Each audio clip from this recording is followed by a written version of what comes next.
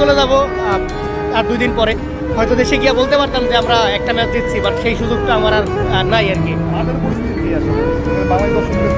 বাংলাদেশি দর্শকদের সাথে সবাই ফান করতেছে, লাইক ওরা হচ্ছে কি আমাদের স্নেক ফ্রেন্ড বলে ডাকে, তারপরে এই টাইপের ডান্সগুলো দিচ্ছে আমাদের সামনে এসে।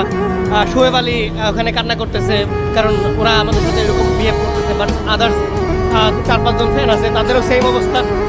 আসলে সত্যি কথা বলতে ওরা যখন জিজ্ঞেস করে যে তোমরা এখানে কেন আসছো, মানে এই টাইপের ফান করতেছে। লাইক আমাদের কিছুই নাই, আমাদের না আছে কোনো আইসিসি ট্রফি, না আছে কোনো কিছু।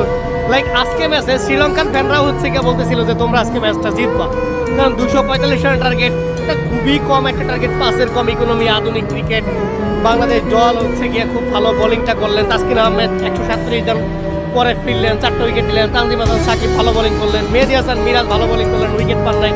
মানে সবাই সব কিছুই ঠিকঠাক ছিল। মুস্তাফিজুর রহমান ভালো বোলিং করলেন, উইকেট হয়তো ওরকমভাবে নিতে পারে নাই, কিন্তু আলটিমেটলি আমাদের ব্যাটিংয়ের যে অবস্থা ভাই, যেই রকমের মিডল অর্ডার, যেই রকমের ওপেনার্স, মানে এই রকমের 245 রানের টার্গেট, একটা ব্যাটসম্যান যদি 50 করতো, আর একটা ব্যাটসম্যান যদি লোয়ার মিডল অর্ডারে জাকির আলী অনেক যে টাইপের ব্যাটিং করতেছে এই টাইপের, আর সবাই 20-30 রান করে।